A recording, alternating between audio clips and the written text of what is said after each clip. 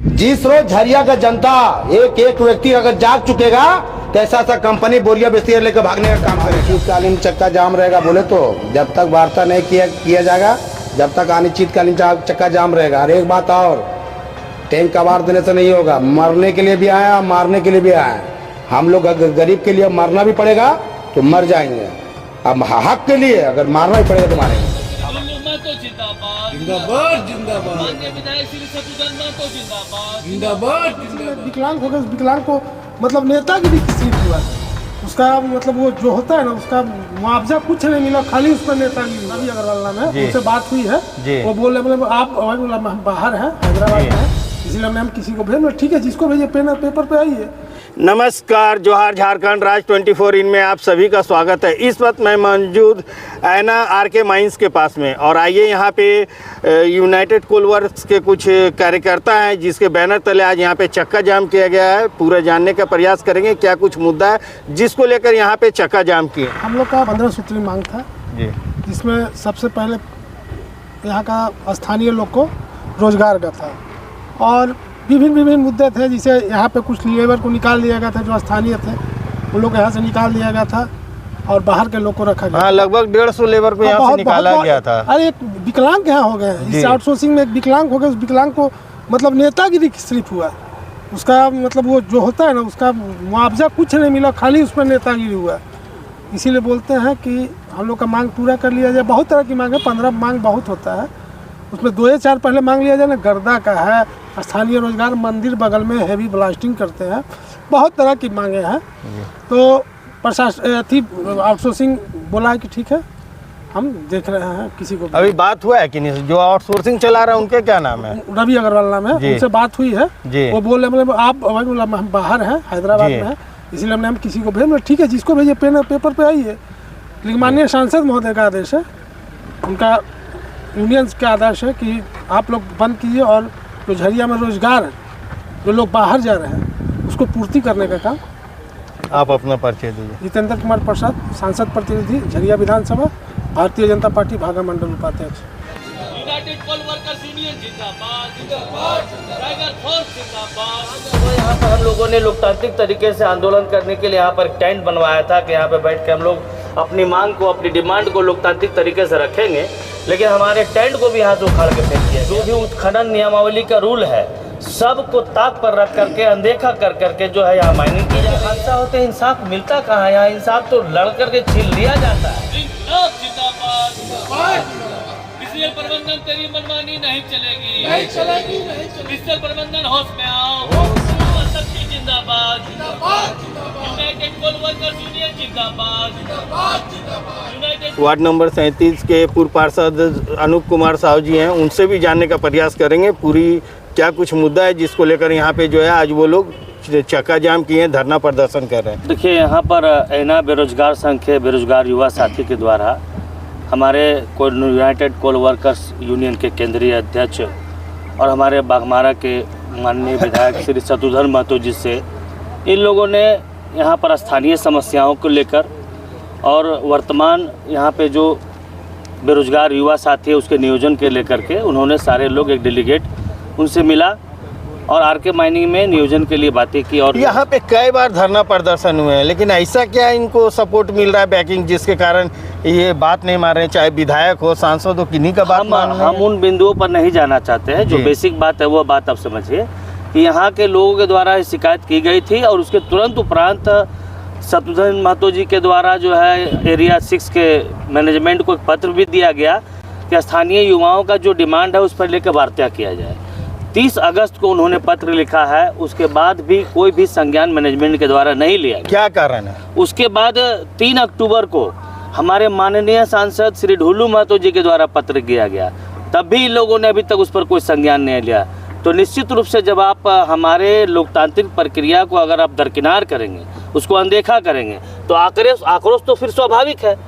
और इसी कारण से फिर जो है हम लोगों ने पत्र के दे करके जो है बंदी की घोषणा किया, धरना प्रदर्शन घोषणा किया। हद तो तब हो गई कि जब आज सुबह यहाँ पर हम लोगों ने लोकतांत्रिक तरीके से आंदोलन करने के लिए यहाँ पर टेंट बनवाया था कि यहाँ पर बैठ के हम लोग अपनी मांग को, अपनी डिमांड को लोकतांत्रिक तरीके से रखेंगे। लेकिन हमारे टेंट को भी यहाँ से उखाड़ के फेंक दिया गया। तो ये बर्दाश्त करने वाला चीज किनके द्वारा टेंट नहीं है। उखाड़ा गया? अब पता नहीं किसके द्वारा, निश्चित रूप से अगर हम कह सकते हैं कि इसमें मैनेजमेंट का ही साजिश होगा। तो हम लोगों ने आज जो है अब बाध्य होकर के जो है ये आक्रोश, स्वाभाविक है, आक्रोश के तहत आज यहाँ पे बंद कर दिए। आपके एक साथी कह रहे थे कि रोड पे जो है धूल प्रदूषण जो होता है उसको लेकर भी सारे जितना भी रूल है, जो भी उत्खनन नियमावली का रूल है, सबको ताक पर रख करके, अनदेखा कर करके जो है यहाँ माइनिंग की जा रही है। तो हम लोगों ने कहा कि जो नियम अनुसार है वो काम करना होगा, यहाँ के आम जनजीवन के साथ खिलवाड़ नहीं करना होगा, क्योंकि आप इस प्रकार से प्रदूषण फैला रहे हैं कि लोगों के स्वास्थ्य पर प्रतिकूल प्रभाव पड़ रहा है।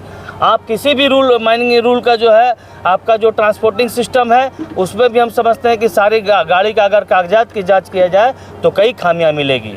यहाँ तक कि जो गाड़ी वाहन चलाते हैं उन लोगों का ड्राइविंग लाइसेंस पर भी संदेह है।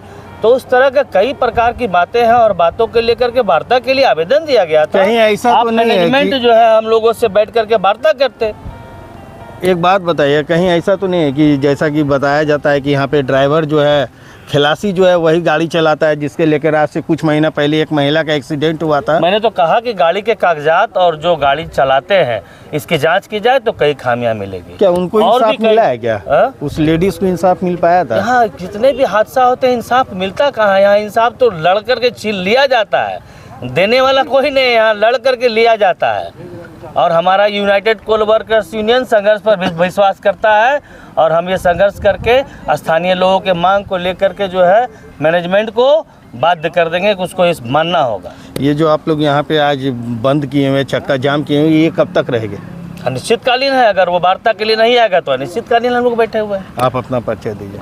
अनूप कुमार साहब, पूर्व पार्षद, नगर निगम धनबाद। नहीं, कारण तो 15 सूत्री मांग लेकर लिखित रूप से दिया गया यूनियन कोल वर्कर्स एटा का असंगठित मजदूर द्वारा। जिस तरह झरिया, पूरा झरिया विधानसभा में गुंडा राज चलाया जा रहा है, गुंडा राज, जिस तरह गुंडा राज, हर एक आउटसोर्सिंग, न विस्थापन का सही मुआवजा देना, न मजदूरों को सही मुआवजा देना, वेतन देना, कहीं न कहीं कुछ कथा कथी के गुंडाओं के बल पर के कंपनी चलाया जा रहा है। हर एक कंपनी, जैसे आज आरके माइंस में जो बंदी करने के लिए धरना प्रदर्शन, शांतिपूर्वक धरना देना, बाबा भीमराव अम्बेडकर जी का जैसे संविधान में लिखा हुआ कि अस्थिर से हम लोग बैठकर धरना प्रदर्शन कर अपने उचित मांगों को लेकर उचित मांग करने के लिए बैठा था। तो कुछ गुंडा, कुछ माफिया जो घर पर गुंडाई करने के लिए, अपना वर्चस्व जमाने के लिए हमारे टेंट को भी सुबह में असामाजिक तत्व के लोग आकर कबाड़ के फेंकने का काम किया। तो मैं उस गुंडाओं को मैं खुला आम चेतावनी देना चाहता हूं कि आप अपने घर पर बरियारीगिरी कर सकते हैं, मगर हाँ, जब ढुल्लू मातो संसद जी का एक एक कार्यकर्ता, टाइगर फोर्स के कार्यकर्ता हो या यूनियन कोल वर्कर्स एटा का असंगठित मजदूर का एक एक कार्यकर्ता, उस कहीं भी हम लोग पीछे हटने नहीं जा रहे हैं। और ये आंदोलन जब तक चलेगा, यहाँ का जो कंपनी है, कंपनी का मालिक जब तक वार्ता सही नहीं करता है, ये अनिश्चितकालीन चक्का जाम रहेगा। इंसाफ मिलेगा कहाँ से? लोग इंसाफ के लिए लड़ता कहाँ? जिस रोज झरिया का जनता, एक एक व्यक्ति अगर जाग चुकेगा तो ऐसा कंपनी बोरिया बिस्तर लेकर भागने का काम करेगा। कहीं न कहीं कथा कथी जो गुंडा है वो अपने अपने असंगठित मजदूर बना के किनारे करके अपना वर्चस्व जमाने के लिए और यहाँ के झरिया विधानसभा को, जनता को, ईमानदारी को, उसका मैंने विश्वास को बेचने का काम करता है। कहीं न कहीं ये चीज़ सोचना होगा कि जिस तरह इन लोग का, अपराधियों का मन बढ़ा हुआ है कि टैंक को कबाड़ के किनारे फेंक देने का काम किया। तो मैं उसे अपराधियों को, मैं आप जिला प्रशासन, यहाँ धनबाद जिला का जिला प्रशासन हो या सिंदरी डीएसपी सावन मंडल पदाधिकारी हो, ऐसे लोगों, असामाजिक तत्वों पर लोगों पर कार्रवाई होना चाहिए। पहले बात, यहाँ पर सीसी कैमरा लगा हुआ है, ये कैमरा लगा रहते हुए यहाँ पर शांतिपूर्वक धरना के टैंक को किनारे सुबह में लेकर भाग गया चोर। आप लोग बात होके यहाँ पे बैठ गया?